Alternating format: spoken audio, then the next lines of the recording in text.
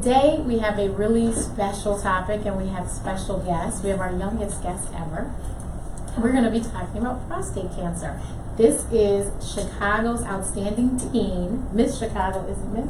Yes. Miss Chicago outstanding teen, Eden Wilson. Hi. And then we have this fabulous urologist that's going to give us our expert information, and that's Dr. Fenwa Milhouse. Hello. I want Eden to tell us so her platform is prostate cancer, which is why she's here with her crown and everything. So I want you to please tell everybody, why did you choose that as a platform? So I chose prostate cancer as my platform because I had been thinking about starting a foundation for a while, and doing the pageant was a perfect way for me to share it. And I chose that because my grandpa had it and my great uncle had it and his son has it now.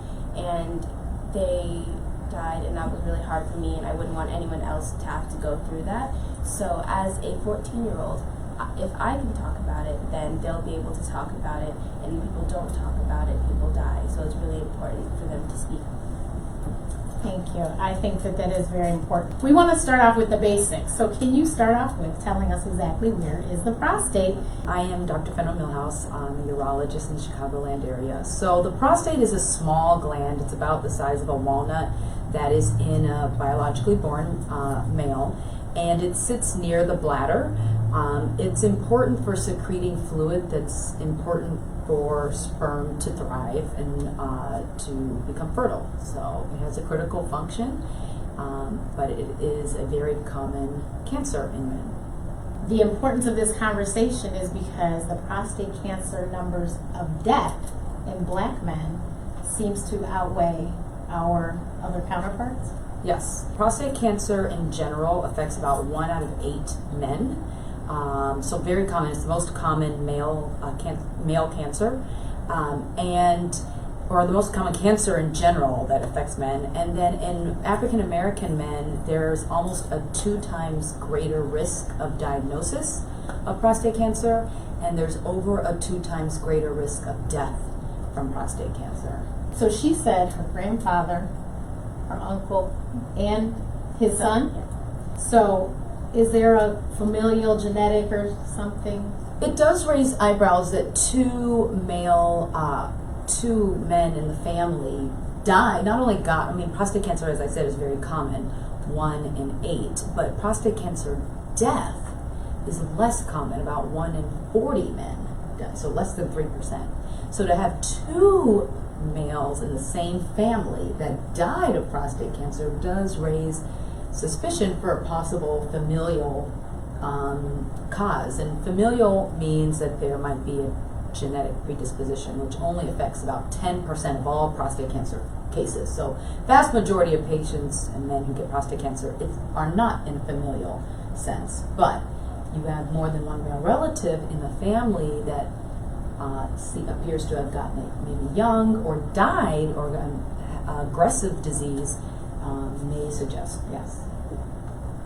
Eden, can you tell me, what is it that you tell people, as the men in your life, what is it that you tell them to encourage them so that they won't end up with prostate cancer, or if they do, that they actually get treatment early?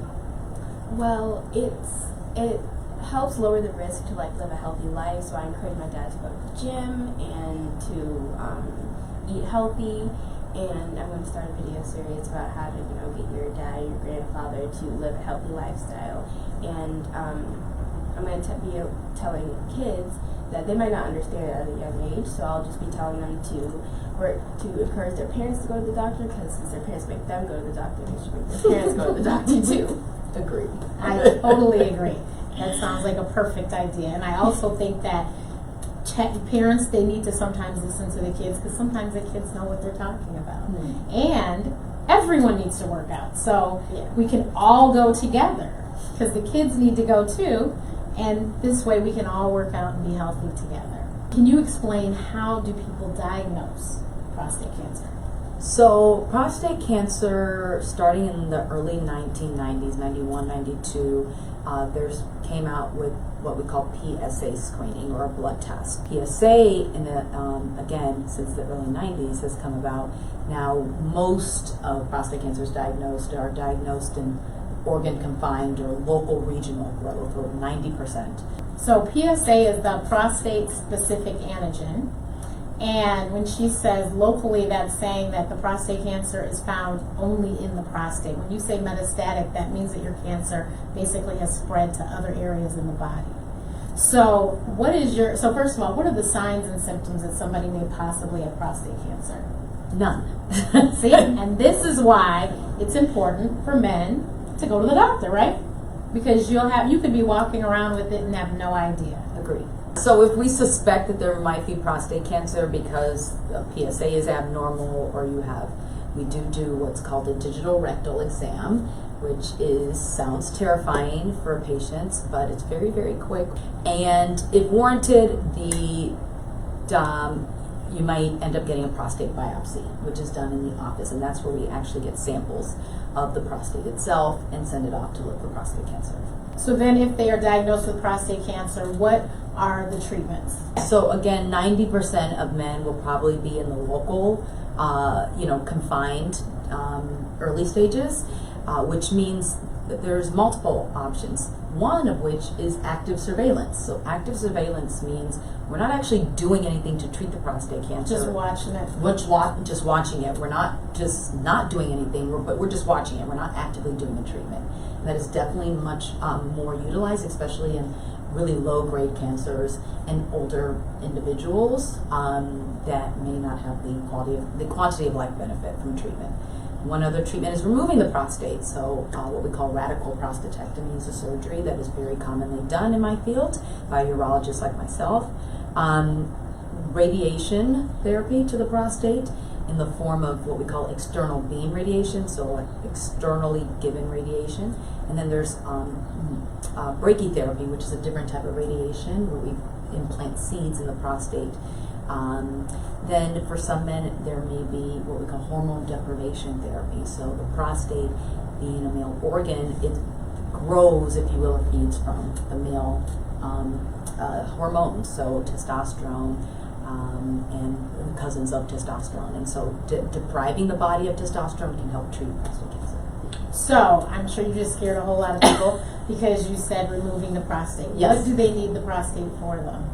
So the prostate is, like I said, for secretions. It gives a prostatic secretions that are important for the health of sperm. Now, most men who get diagnosed are past done having children. Exactly. So it's not the prostate itself being gone doesn't affect most men's quality of life.